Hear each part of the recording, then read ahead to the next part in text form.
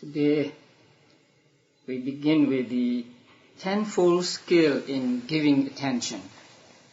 So the first set of instruction is the recitation. First verbal recitation, and then mental recitation, and then view them as to color, as to shape, as to direction, as to location, as to delimitation. And these are called the sevenfold skill in learning. So first we have to learn the meditation subject. And now come the tenfold skill in giving attention. So they are: 1, following the order; 2, not too quickly; and 3, not too slowly; 4, warding off distraction; 5, surmounting the concept; 6, successive living; 7, absorption; and 8 to 10, the 3 discourses or 3 suttantas.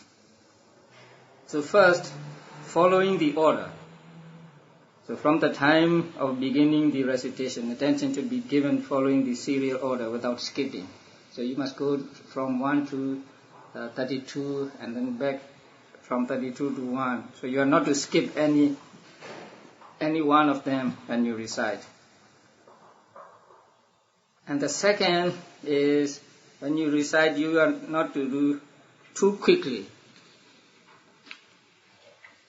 Because when you do it too quickly, you will not remember them.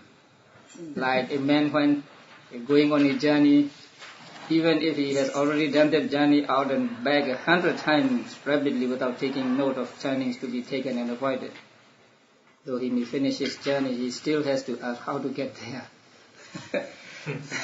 We may be going to a place many times, but we may not know how to go there, especially when we are not driving.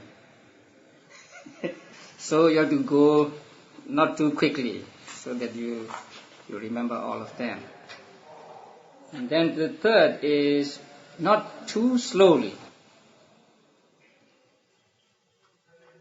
If you do it too slowly, then you will not come to the end of the recitation. Just like a man who loiters on the way among trees, rocks, pools, etc., will not finish the journey in the day. So a meditator gives his attention to the meditation subject too slowly, he does not get to the end, and it does not become a condition for distinction. A condition for distinction means a condition for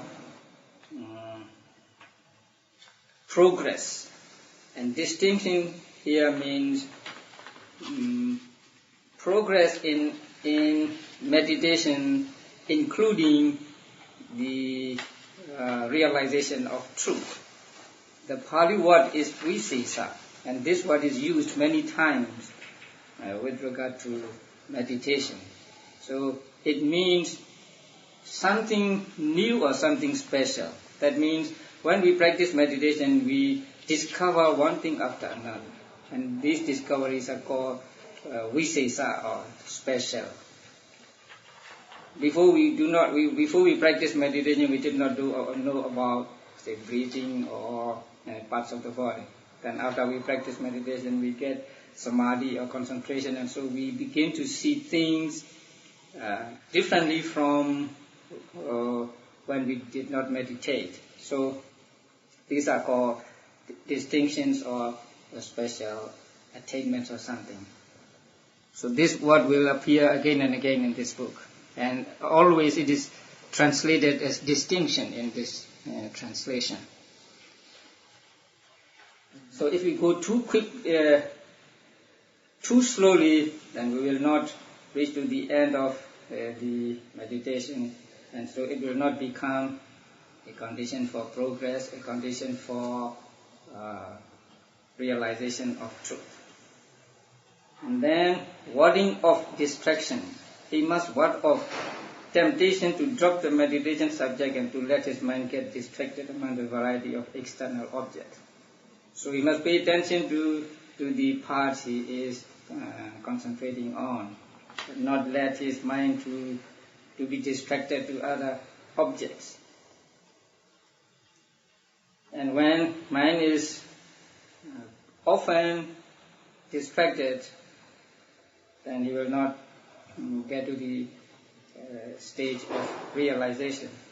And here it is compared to a man going on 1 foot wide cliff path. So he must be very careful and he must not be distracted, because if he is distracted he will fall down into the cliff, off the cliff, and then he will die. So he should give his attention to warding off distraction. And then surmounting the concept. This name concept beginning with head hairs, body hairs must be surmounted, and consciousness established on the aspect repulsive. Now in the beginning, we cannot avoid concepts, because we live in the conventional world and we have to use conventional terms like head hairs, body hairs, and so on. And in the beginning, we will be seeing the hairs, nails, teeth, skin,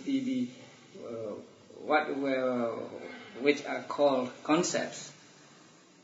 But we have to surmount, we have to go beyond the convention, beyond the concepts. If we just see the hair, body hair, head hair, body hair, nails, teeth, skin, and so on, if we just see the appearance or picture of these parts, we will not get the notion that they are repulsive.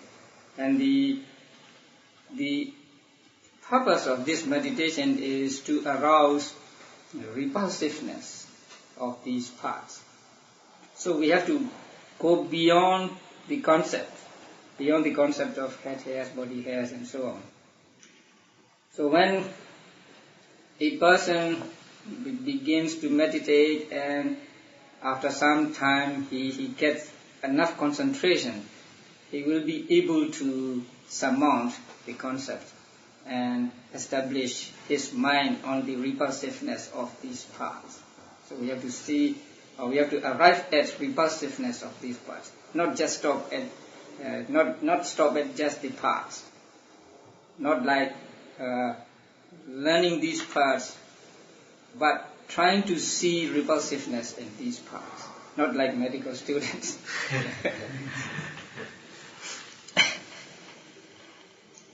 And then the next one is successive leaving. And in giving his attention, he should eventually leave out any parts that do not appear to him. That means that do not appear to his mind clearly. That he does not see clearly in his mind. Although the meditator tries to see them in his mind, some parts may not become clear to him, or he may not see clearly some parts. So his attention, in giving his attention, he should eventually leave out any parts that do not appear to him, that is, to him clearly. For when a beginner gives his attention to head hairs, his attention then carries on till it arrives at the last part. So, because he is familiar with these 32 parts, so he recites and he pays attention, and then his mind goes to the end and then come back and forth. But some parts may not appear to his mind clearly. So he should drop which do not appear clearly in his mind. So he must take only those that are clear to him. So this is called successive leaving. So leaving one after the other until you arrive at the last one.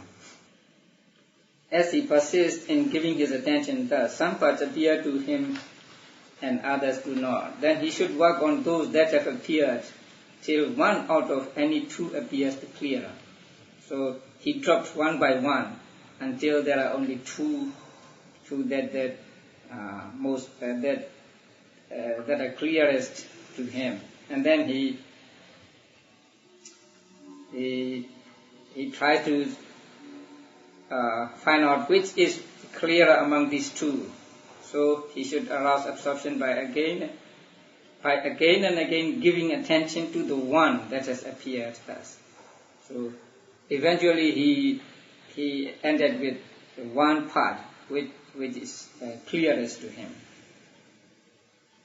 And then a simile is given here with the 32 palms and then a monkey and so on. And also another simile is given in paragraph 70. A monk going for alms round in a village where there are 32 families or 32 houses. So here, alms food eater simply means a monk who goes for alms round. Most monks in the olden days and even now go for alms every morning. So such a monk is called here alms food eater. But actually, whether a monk eats at the monastery food brought by his devotees, or he goes out collecting alms in the village, he eats alms food. So every monk is an alms food eater. But here, alms food eater really means a monk who goes out for alms. Or I do not want to use the word beg, because monks do not beg. Although the word bhikkhu, the Pali word bhikkhu, means one who begs.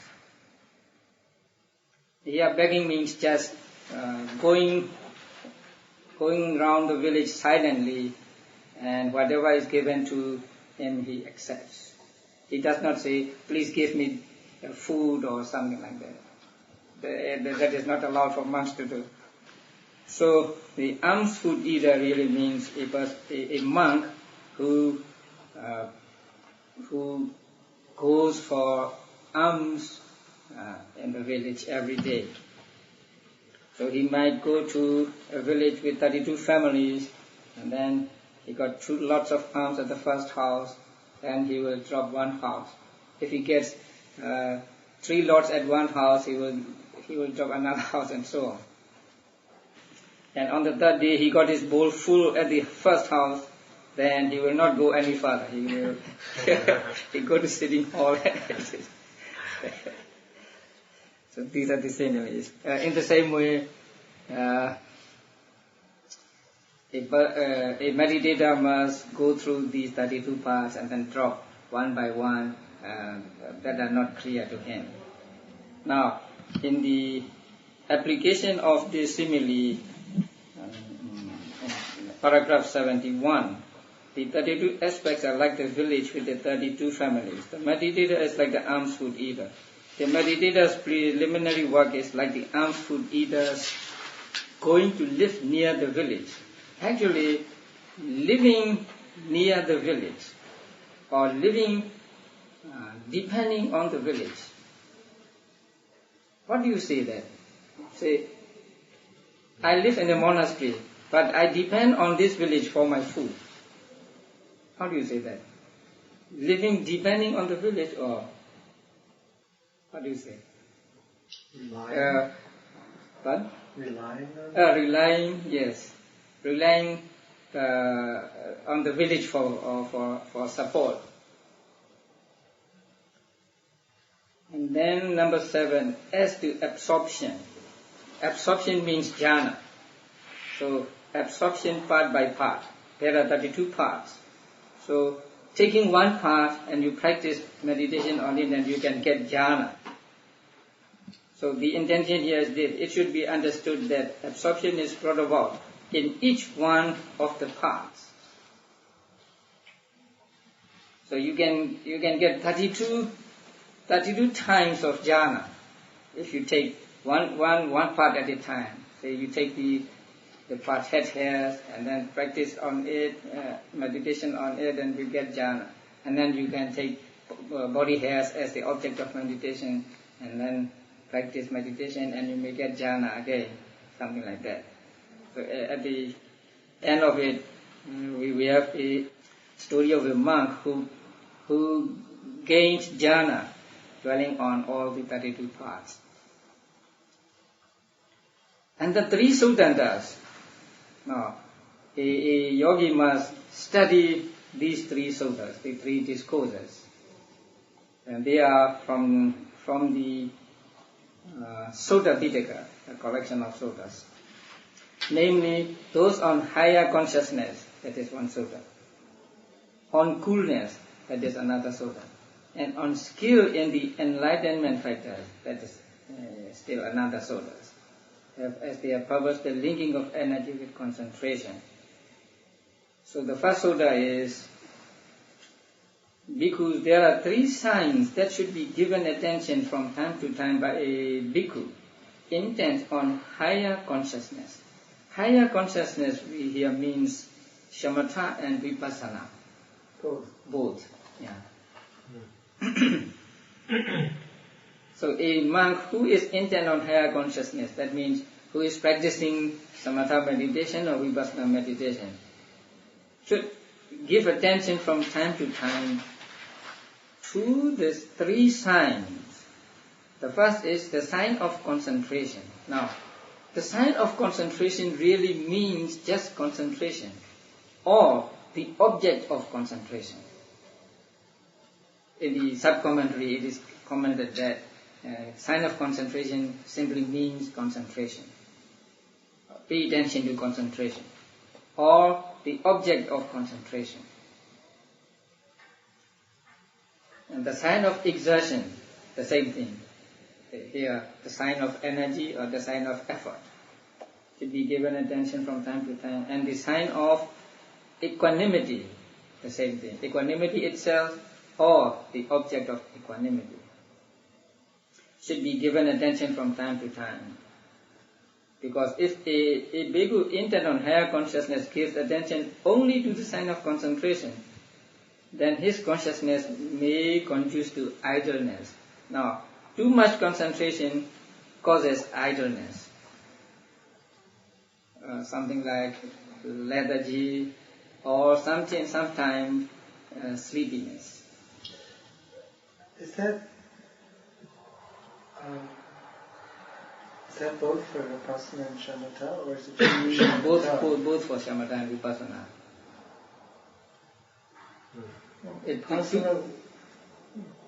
Too much concentration can cause. Too much concentration means concentration in excess of exertion or effort. When you get too much concentration, you simply lose effort or exertion becomes less. So in that case, too much of concentration leads to idleness, leads to sleepiness or something. You are not tired, but you feel sleepy, or you feel lethargic or something like that. So too much concentration is actually as bad as too little concentration, because as we have learned in the previous chapters, they must be balanced. The 5 faculties must be balanced when we practice meditation, and especially concentration must be balanced by effort. And too much effort will cause what? Too much effort to agitation. Now, if you have effort or exertion in excess of concentration, then agitation will come in. What's the word for concentration? Is sati? Concentration is samadhi. Oh, samadhi, not Right. sati. Oh. Yeah. Sati is mindfulness. Right. So when there is too much energy, too much virya, then there is agitation. The example like Ananda near his enlightenment. Oh yeah. Too much. Yes. Ananda was practicing meditation to become an arahant. He was so too eager, and he put too much effort. He walked up and down and practiced meditation so that he would become an arahant. But he couldn't achieve anything by that practice. So later on he stopped and reviewed his practice, and he saw that he had too much effort. So he slowed down, and then he was able to attain arahantship. So too much effort is also not good. And then if you pay too much attention to the sign of equanimity, what's that? Fall asleep. If a bhikkhu intent on higher consciousness give attention only to the sign of equanimity, then his consciousness may not become rightly concentrated for the destruction of kankas. Because it leads to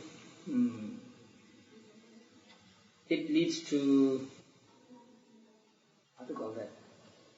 Delusion. It leads to not knowing, ignorance. Because equanimity is close to ignoring. So when you ignore something, you become ignorant. But equanimity is not ignorant, actually. It takes as object the thing, and he is not attached to it or not repulsed by it. And that is what is called equanimity. And there is another thing which is wrongly called equanimity, but actually it is not, and that is ignoring. Sometimes you ignore something and you say, I am with equanimity about that thing. But that is not equanimity, just ignoring. So too much of equanimity can lead to that ignoring, and so ignorance can come in. And then there can be no destruction of kankas or mental defilements. So a monk should pay attention from time to time, sometimes to the sign of concentration, sometimes to the sign of exertion, and sometimes to the sign of equanimity. And then there is a simile of the goldsmith. The second sutta on page 267, paragraph 77 is, bhikkhus, when a bhikkhu possesses 6 things, he is able to realize a supreme coolness of his mind. What 6? Here, bhikkhus, when consciousness should be restrained, he restrains it. So there are times when you have to restrain your mind. You are too elated or too happy with your practice, and if you are too elated and too happy, you will lose concentration. So you have to something like suppress your mind or restrain your mind. So when consciousness should be restrained, he restrains it. When it should be exerted, he exerts it. When consciousness should be encouraged, he encourages it. When consciousness should be looked on at with equanimity, he looks on at it with equanimity. And he is resolute on the superior state to be attained. He delights in Nibbana. Possessing these 6 things, a bhikkhu is able to realize a supreme coolness. So a person must know when to encourage his mind, when to suppress his mind, when to exert, and all these things. Then the third sutta is called the skill in the enlightenment factors. It is already dealt with in the explanation of skill and absorption. So chapter 4, paragraphs 51, 57. In the passage beginning, bhikkhus, when the mind is slack, that is not the time for developing the tranquility, enlightenment factor, and so on. So the meditator should make sure that he has apprehended this 7-fold skill in learning well, and has properly defined this 10-fold skill in giving attention, thus learning the meditation subject properly with both kinds of skill. So whenever something is described in this book, it is described in detail and in a very serious manner. So before you practice this meditation, first you have to learn the 32 parts by heart and then recite, and then you have to learn these skills in learning and skill in practice. So now comes the real practice. And there is a footnote here.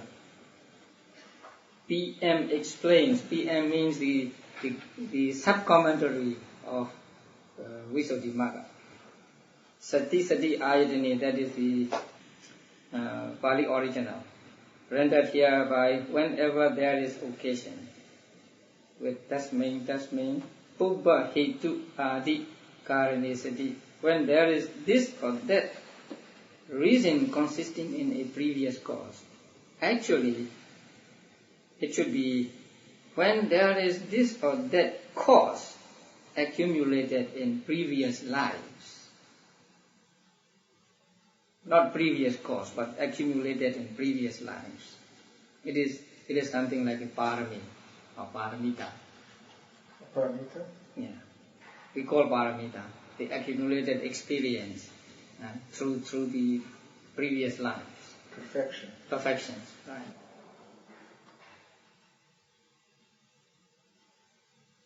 Now we come to the real practice. If it is convenient for him to live in the same monastery as the teacher, then he need not get it explained in detail thus. But as he applies himself to the meditation subject after he has made quite sure about it, he can have each successive stage explained as he reaches each distinction. So as he reaches each stage, he may go to his teacher and ask about the other aspect. One who wants to live elsewhere, however, must get it explained to him in detail in the way already given. And he must done it over and over, getting all the difficulties solved. He should leave an abode of an unsuitable kind as described in the description of the earth cassette and go to live in a suitable one. So then he should sever the minor impediments and set about the preliminary work for giving attention to repulsiveness. So he should prepare properly for the practice of meditation. Avoid the unsuitable monasteries and live in a monastery which is suitable for meditation, and then sever the minor impediments. If his hair is long, he should cut his hair. If his nails are long, he cut his nails. And if his robes are soiled or dirty, then he should wash them, clean them, and so on. So that there is not even lesser impediments for the practice of meditation. And then he should set about it, when he sets about it, he should first apprehend the learning sign in head hairs, how, and then comes the description of these. So the color should be defined first by plucking out one or two head hairs and placing them on the palm of the hand. He can look at them in hair cutting place. That means in the monastery we cut hair of each other, and so the cut hair may still be at that place. So you can go there and pick up a hair or two and look at them. Or in a bowl of water or rice gruel. Sometimes there's hair in the rice gruel or in a bowl of water. So you look at it. If the ones he sees are black, when he sees them, they should be brought to mind as black. If white, as white. If mixed, they should be brought to mind in accordance with those most prevalent.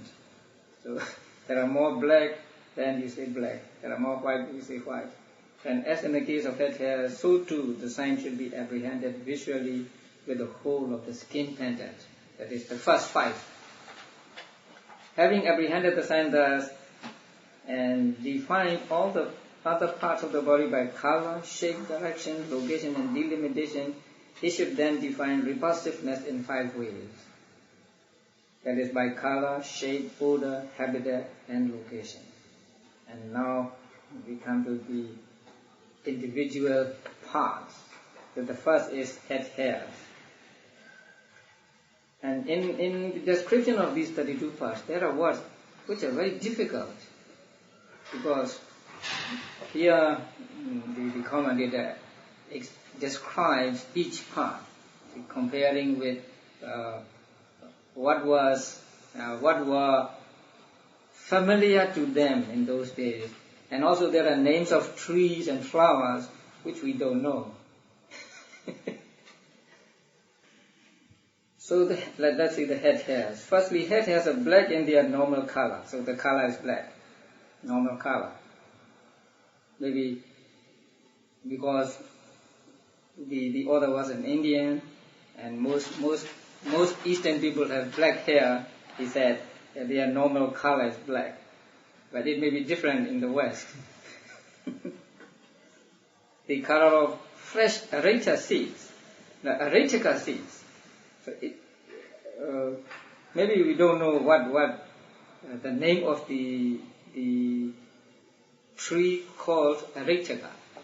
From this tree we get seeds of beads. We make beads with the seeds of this tree. They are black. As to shape, they are the shape of long round measuring rods. As to direction, they lie in the upper direction. Direction means part of the body, and the navel is the middle of the body, and upper direction means above navel, and lower direction means below navel. As to location, their location is the wet inner skin that envelopes the skull. It is bounded on both sides by the roots of the ears, in front by the forehead, and behind by the nape of the neck. As to delimitation, they are bounded below by the surface of their own roots, which are fixed by entering to the amount of the tip of a rice grain into the inner skin that envelopes the head, just a little bit. They are bounded above by space and around by each other. There are no two hairs together. This is their delimitation by the similar. Head hairs are not body hairs, and body hairs are not head hairs.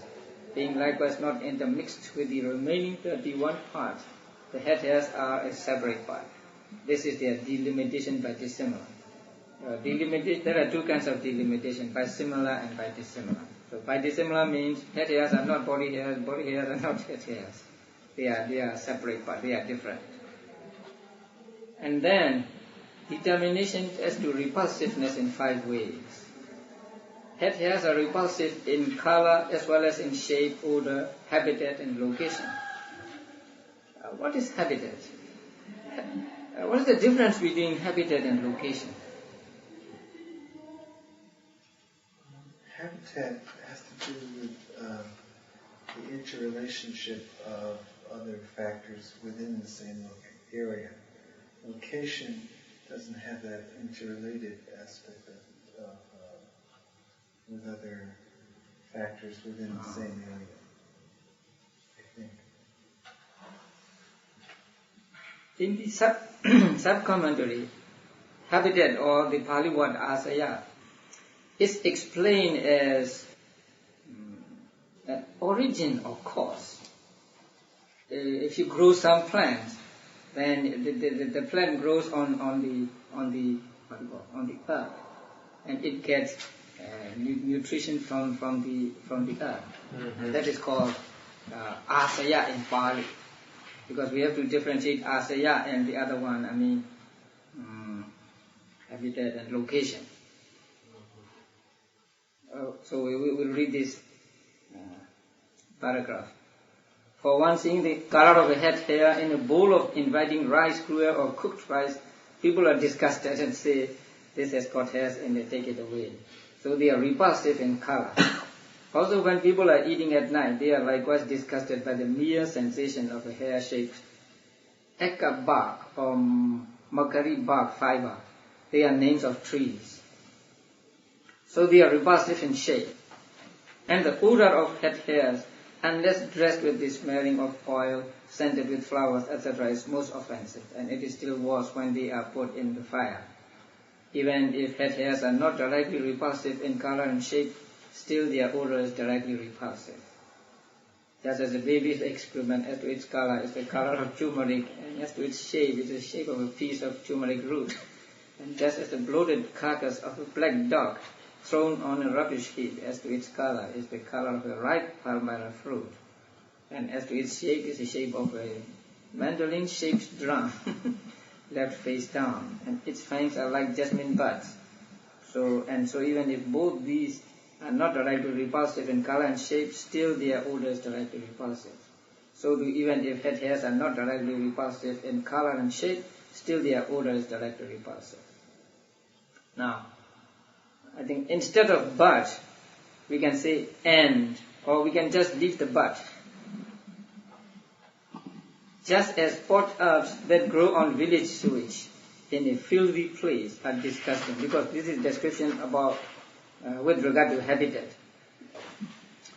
So just as pot herbs that grow on village sewage in a filthy place are disgusting to civilized people and unusable, so also head hairs are disgusting, since they grow on the sewage of past blood, urine, dung, bile, phlegm, and the like. So they grow out of that. That is repulsive with regard to habitat. And these head hairs grow on the heap of other 31 parts, as fungus do on a dunghill. And owing to the filthy place they grow in, they are quite as unappetizing as vegetables growing on a charnel ground, on a midden, etc., and lotuses or water lilies growing in drains and so on. This is the repulsive aspect of their location.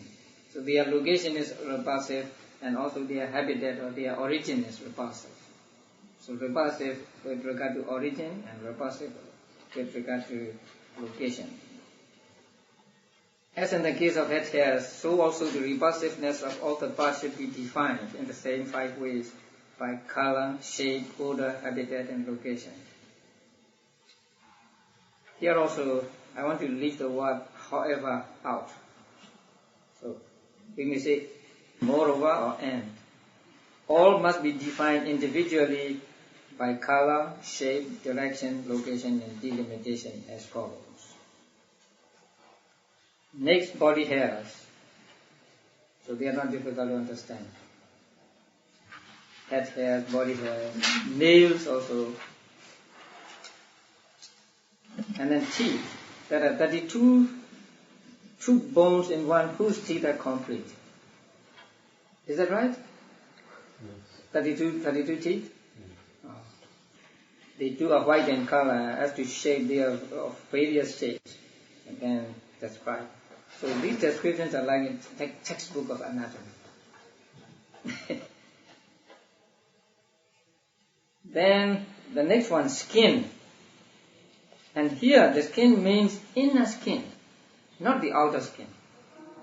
Because the inner skin envelopes the whole body. Outside it is what is called the outer cuticle, which is black, brown, or yellow in color.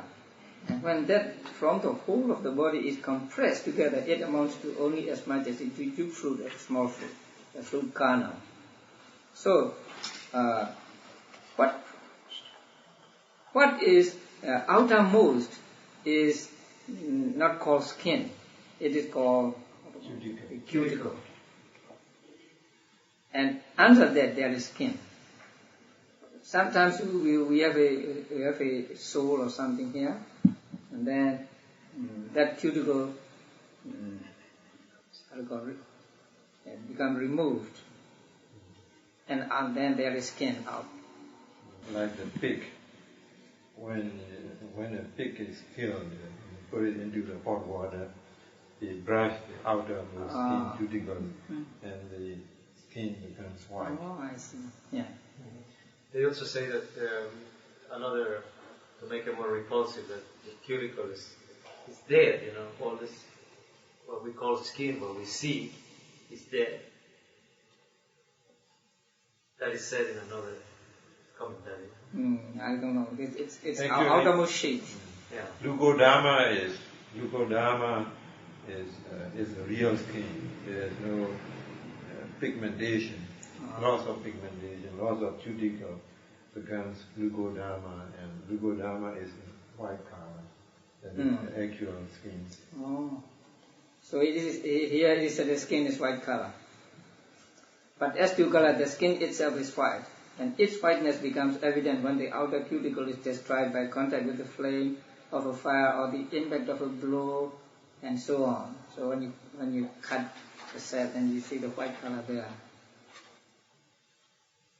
And then about 5 lines down from paragraph 94, we have the skin of the thighs is the shape of a long sack full of paddy. Paddy really means uncooked rice, without husks. And the next one is flesh. There are 900 pieces of flesh. muscles and other things.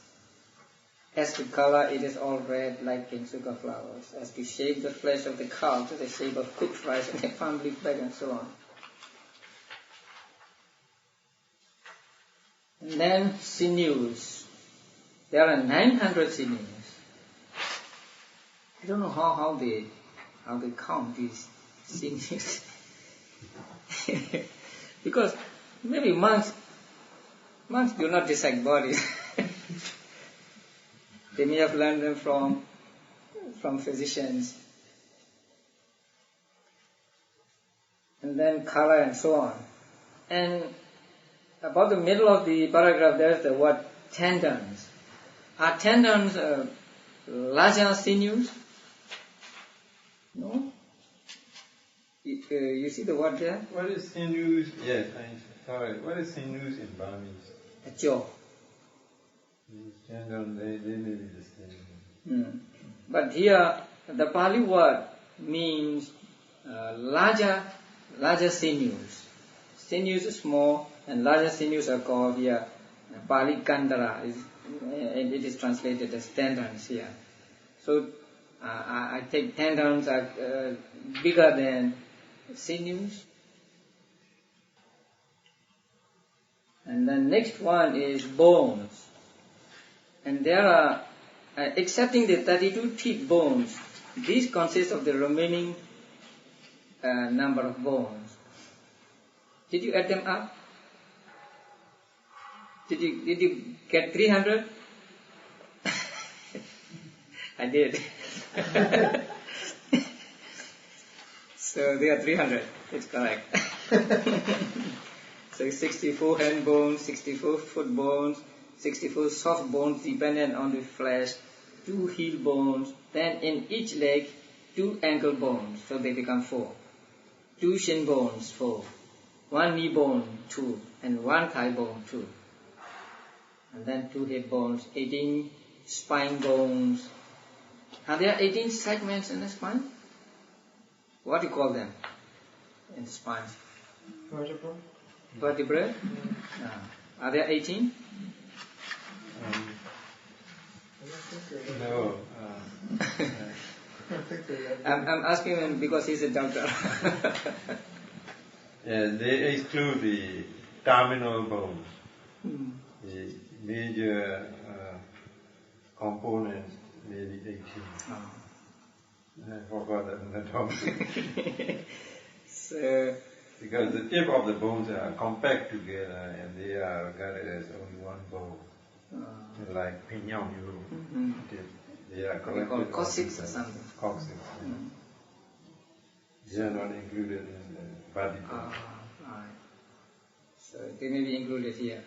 So 18 spine bones, 24 rib bones, 14 breast bones, 1 heart bone, sternum, 2 collar bones, 2 shoulder blade bones, 2 upper arm bones, 2 pairs of forearm bones, 7 neck bones, 2 jaw bones, 1 nose bone, 2 eye bones, 2 ear bones, 1 frontal bone. What's that? Occiput bone. I don't know. And sensibut bones. So there are exactly 300 bones. Now, the Pali does not mean exactly 300, but it means about 300. So we should correct exactly to about. So there are about 300 bones. Are these figures from Pali or from Athagata? From the commentary, not from the Pali. Now, if you go back to page 201, please go back to 201. 201, paragraph 89. This is the body's nature. It is a collection of over 300 bones. So there are more than 300 bones. There are. So here, the word does not mean exactly, but it means about 300 bones. Because some bones are not mentioned in the list. So there are more than 300 bones in the body. And then, the bones are described in detail. And then the next one is bone marrow. This is the marrow inside the various bones. As to color, it is white and so on. It's not difficult to understand.